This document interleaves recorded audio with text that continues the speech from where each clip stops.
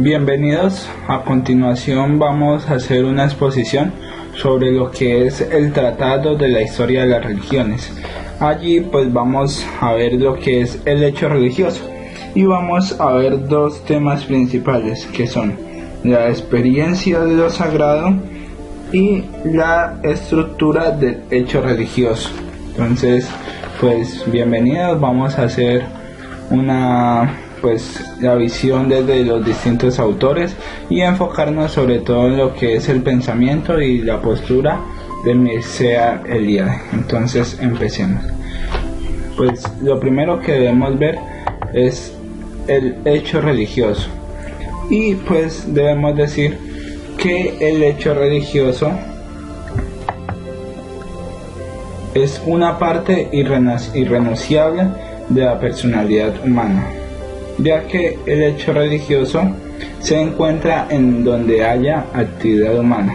Esto lo ratificamos, por ejemplo, en tiempos prehistóricos, donde pues las pinturas rupestres muestran que los hombres de ese tiempo, del tiempo prehistórico, del paleolítico, hacían imágenes o hacían pinturas en las que expresaban sus ritos antes de ir a la casa, encomendando pues a las deidades o al misterio sus actividades diarias. Entonces, donde hay actividad humana, allí se encuentra el hecho religioso. Es algo de la esencia del hombre. Pero tenemos que decir que el hecho religioso es cambiante. ¿Por qué? Porque las religiones se desglosan. Entonces, el hecho religioso se manifiesta de forma diferente en las distintas religiones. Pero así como el hecho religioso es cambiante, también el hecho religioso es el hilo conductor.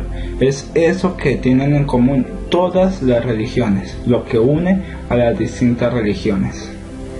Entonces, pues vamos a empezar con el primero de los subtemas, que es la experiencia de lo sagrado. Y para hablar de la experiencia de lo sagrado, debemos empezar hablando sobre qué es lo sagrado. Entonces, debemos empezar diciendo que es una palabra importante en la religión. Incluso es más importante que la noción de Dios. ¿Por qué? Porque existen religiones que no tienen deidad, no tienen un Dios. Ese es, por ejemplo, el caso del budismo. Pero todas las religiones tienen la experiencia, tienen el hecho religioso, tienen la experiencia de lo sagrado. Entonces, en el siglo XX aparece un problema importantísimo, que es cómo entender lo sagrado. ¿Cuál es la visión que hay que tener de lo sagrado? Recordemos, es algo importante en la religión y es incluso más importante que Dios. Pero ¿cómo debemos entender ese concepto? Entonces surgen dos respuestas, pero pues se miran sobre todo en tres tendencias, que son la de Durkheim, la de Rudolf Otto y la de Mircea Eliade. Entonces, la primera visión de cómo entender lo sagrado es la de Durkheim, que es un sociólogo francés. Entonces, él dice que lo sagrado es una proyección simbólica de la identidad del clan o del grupo. Lo sagrado no surge fuera del hombre, sino que el hombre proyecta, el grupo social pues que estemos estudiando proyecta pues su experiencia cotidiana y lo convierte en algo sagrado. Entonces pues tenemos que ver que es una visión positivista, una visión, por decirlo así, empirista, en la que reduce la experiencia religiosa a simple sociología. Recordemos, Durkheim es un sociólogo. Entonces él va a decir que la acción colectiva del clan es la que suscita la sensación de lo sagrado. Y pues así, del mismo modo que aparece lo sagrado, entonces aparecen también las prohibiciones y los tabúes de esta misma experiencia. Podemos pues concluir en Durkheim que él simplemente tiene una visión reductivista. ¿Por qué? Porque reduce la experiencia religiosa, reduce el hecho sagrado a simple sociología, a simple proyección, a simple visión de un grupo determinado. La segunda visión es la visión de Rudolf Otto. Rudolf Otto es un teólogo e historiador de las religiones. Entonces, él dice que lo sagrado es un poder que se sitúa más allá del ámbito de lo humano. Él simplemente va a decir que lo sagrado es algo trascendente, algo que está fuera de la realidad humana y de la realidad profana. Entonces, va a decir primeramente que es un misterio, es una realidad trascendente. Dice que no es producto del individuo, sino el objeto de su experiencia religiosa. Es algo misterioso experimentado por el ser humano. Pero este misterio es a la vez tremendo. La experiencia religiosa está ligada a un estado de ánimo intenso, pero no debemos confundir ese tremendo con un estado de temor a lo desconocido, sino pues es esa experiencia de encuentro con lo inabarcable, con lo infinito. Pero así como el misterio es tremendo, también el misterio es fascinante. Dice Rudolf Otto que fascina, atrae, capta y embarga. Es algo que deja al hombre literalmente maravillado, gozosamente desconcertado ante tal apertura de horizonte. Entonces, pues, él va a concluir que lo sagrado debe vivirse como un misterio tremendo y fascinante. Aporta al hombre una tal confianza en él que descubre cómo su inseguridad, su limitación humana, se ve protegida por el misterio. Un concepto importante en Rudolf Otto es el luminoso, que es un poder o cualidad que está más allá del individuo, que trasciende la experiencia de cualquier ser humano. Es el mismo misterio. La tercera visión es la de Mircea Eliade. Este hombre es pues un pensador nacido en Rumania y nacionalizado en Estados Unidos. Es el representante de la corriente hermenéutica, conectada con la fenomenología y la historia de las religiones. Entonces, pues él va a decir que lo fundamental no son las tipologías, los esquemas, sino entender su significado. Lo importante no es las diversas manifestaciones de los sagrados o las diversas respuestas a lo sagrado que son las religiones, eso es tipología, sino entender el significado, entender el misterio que se muestra en esas distintas tipologías, el significado. Y dice que lo sagrado trasciende el mundo. Recordemos que esta es la visión de Rudolf Otto, lo sagrado trasciende al mundo, pero él va a decir algo muy importante. Así como lo sagrado trasciende el mundo, también se revela en el mundo. Y es lo que él va a llamar la hierofanía, la revelación de lo sagrado en el mundo. Pero pues no vamos a enfatizar ahorita en este tema. Las hierofanías las vamos a ver al final, finalizando la presentación, ya que es una parte de la estructura de la religión, o de las características fundamentales de la religión. Él va a decir que la historia de las religiones, las distintas religiones, es una acumulación de hierofanías, que pueden ser de dos clases, elementales y supremas. Estas las vamos a ver más tardecito, las distintas clases de hierofanías. Bueno, entonces eso era la primera parte que nos habla sobre cómo es la experiencia de lo sagrado y sobre todo lo sagrado, cómo debemos entender lo sagrado. Entonces ahora vamos a hablar sobre la estructura del hecho religioso. Entonces pues debemos empezar por una premisa: no existe la religión en sentido abstracto. El concepto de religión no existe, sino que existen las religiones, es decir, las diversas respuestas que el hombre ha dado ante el misterio. No existe el concepto abstracto, pero sí existen las estructuras que vienen siendo las religiones. Y pues así como todas las religiones son únicas porque es una experiencia de un grupo, es personal, también comparten rasgos comunes, y es lo que vamos a llamar estructura de la religión. Y pues estos rasgos comunes los vamos a ver principalmente en 4 grupos. El primero es el ámbito de lo sagrado. El segundo es la actitud religiosa. El tercero es las expresiones de la actitud religiosa. Y por último, las manifestaciones de lo sagrado, que pues habíamos escuchado antes, las hierofanías. Entonces vamos a empezar por la primera, el ámbito de lo sagrado. Entonces debemos decir que existen unos rasgos de lo sagrado. Entonces, una característica de la religión es que siempre existe la distinción entre sagrado y profano. Lo sagrado es completamente lo contrario a lo profano. Y debemos decir que primeramente lo sagrado es superior a lo profano. Porque una característica de las cosas sagradas es que son superiores a las profanas. Tienen más poder y más dignidad. Otra característica es que está a otro nivel.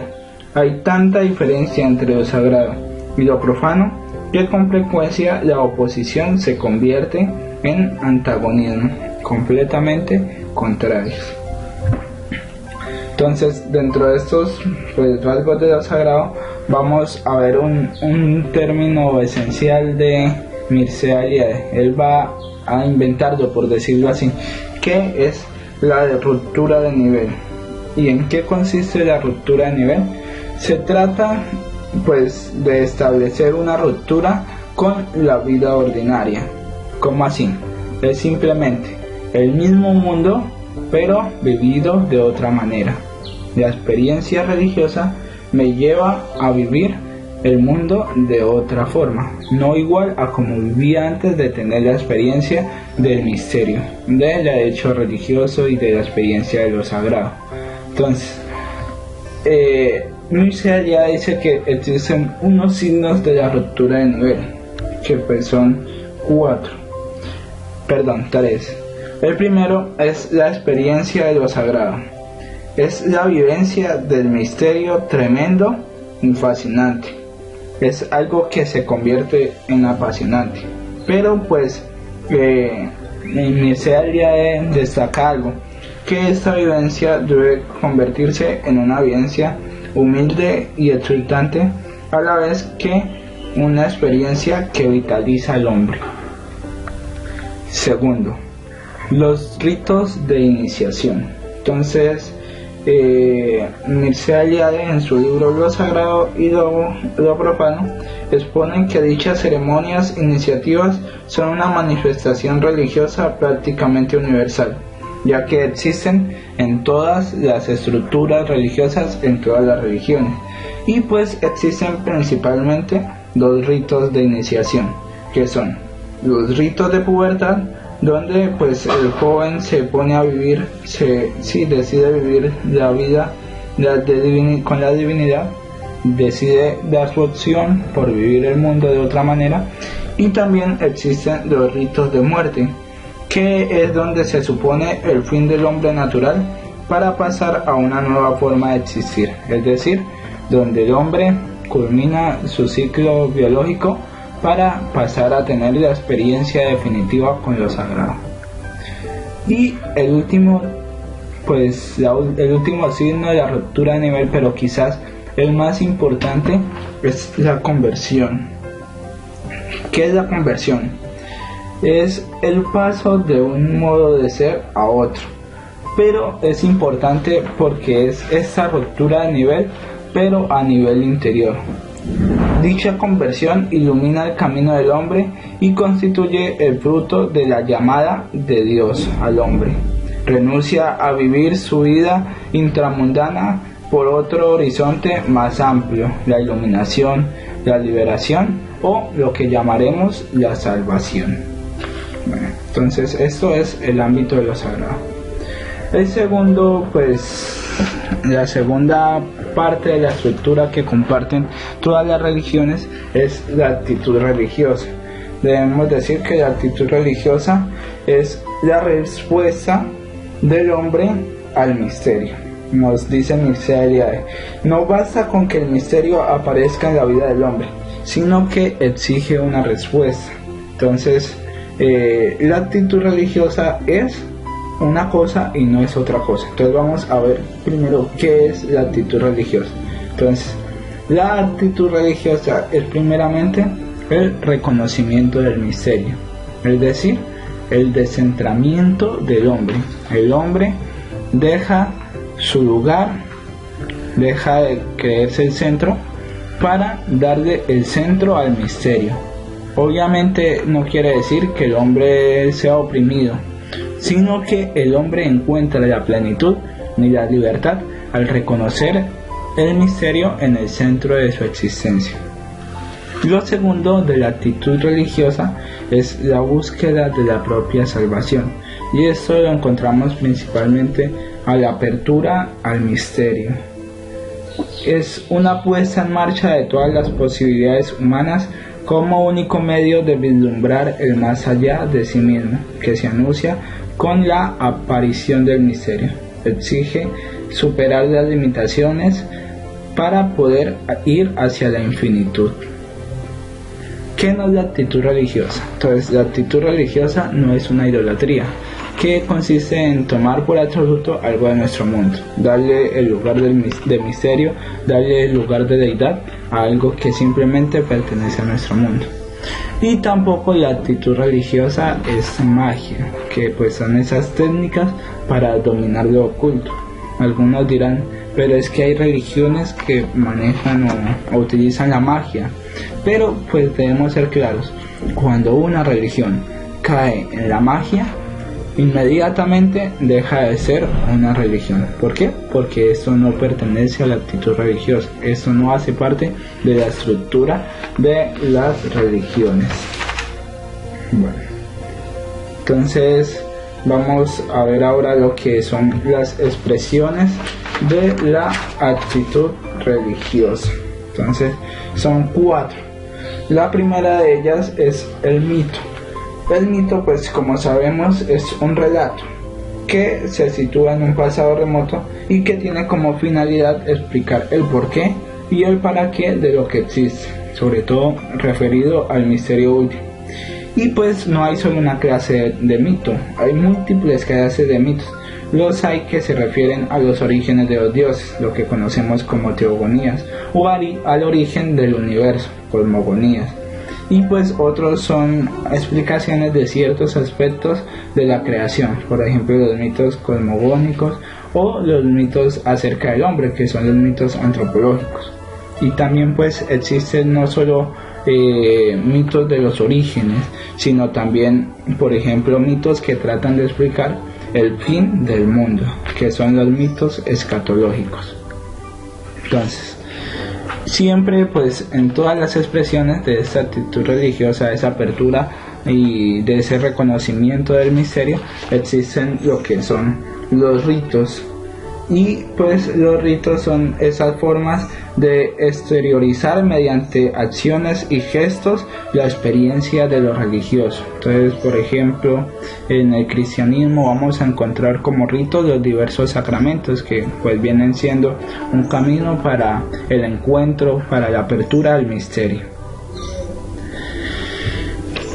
Otra de las expresiones de la experiencia sagrada o la experiencia religiosa, las expresiones de esta actitud religiosa, es la oración, que es el hombre religioso eleva su mente, su corazón y todo su ser hacia el misterio, ya sea en una alabanza, en una súplica e incluso a veces como queja. Ese hombre que no encuentra sentido en el misterio, entonces se queja ante el misterio. Es en sí, podríamos decirlo, que una de las expresiones más sublimes que puede tener la actitud religiosa, ya que en esta expresión de la oración el hombre refleja la necesidad que tiene del misterio, refleja su dependencia. Y pues tenemos que tener claro, en todas las religiones, absolutamente en todas las religiones, la oración está más próxima al lenguaje del amor que al lenguaje del temor. Y por último, la última expresión de la actitud religiosa son las leyes de purificación. Entonces, en las leyes de purificación tenemos que tener en cuenta lo que es el tabú y la impureza. Entonces, las leyes de purificación son aquellas prohibiciones, aquellos cánones que pues ayudan a definir lo impuro y también ayudan pues a no caer en esa impureza. Es aquello que es definido como impuro, se hacen unas reglas, unas leyes para que el hombre no caiga en ellas. Y también pues muchas veces esas leyes de pureza ayudan a establecer cómo se adquiere, cómo se consigue la verdadera pureza en los diversos sistemas religiosos. Bueno. Y pues ya la última parte de la estructura del hecho religioso de las diversas religiones es las manifestaciones de lo sagrado, y pues esto lo llamaremos la hierofanías. Entonces, ¿qué es una hierofanía? Pues una hierofanía es lo sagrado que se manifiesta en un objeto profano, simplemente el misterio que no le basta con ser misterio, sino que se revela. Eso es una hierofanía, la manifestación de lo sagrado en lo profano. Entonces, debemos decir que no existe solo una clase de hierofanía, existen diversas clases de hierofanías. Entonces están, primero, las hierofanías que tienen como lugar principal objetos de la naturaleza como el cielo y los astros o la tierra.